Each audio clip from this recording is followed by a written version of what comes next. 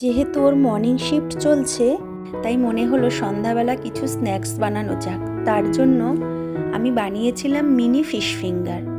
তার জন্য এখানে ভেটকি মাছ একটু লম্বা লম্বা টুকরো করে নিয়েছি, তার মধ্যে দিলাম পাতিলেবুর রস, নুন, গোলমরিচ গুঁড়ো, আর দেবো আদা রসুন কাঁচা লঙ্কা বাটা, এটা হচ্ছে ধনেপাতা পুদিনা পাতা বাটা, আর অল্প করে সর্ষের তেল দিয়ে ম্যারিনেট করে রাখলাম।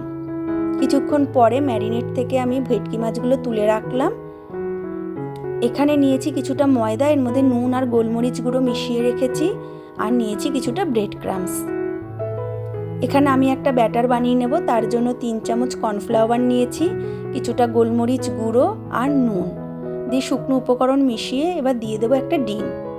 ডিমটা দিয়ে ভালো করে আমি ব্যাটারটা একটু বানিয়ে নেব। ঠিক এরকম টাইপের ব্যাটার আমি বানিয়ে নিয়েছি।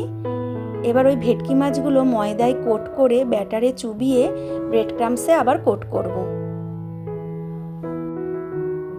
এইভাবে আমি সমস্ত ফিঙ্গারগুলো বানিয়ে নেব।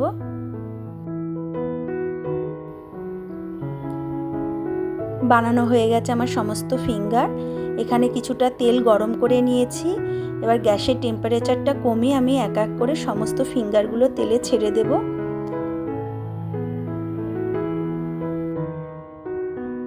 লো টু মিডিয়াম হিটে আমি ফিঙ্গারগুলো খুব সুন্দর করে কড়া করে ভেজে নেব।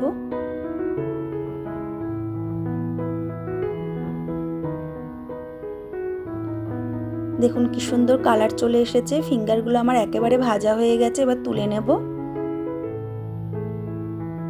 তৈরি হয়ে গেছে আমার মিনি ফিশ ফিঙ্গার। কতটা দেখতে সুন্দর হয়েছে দেখুন।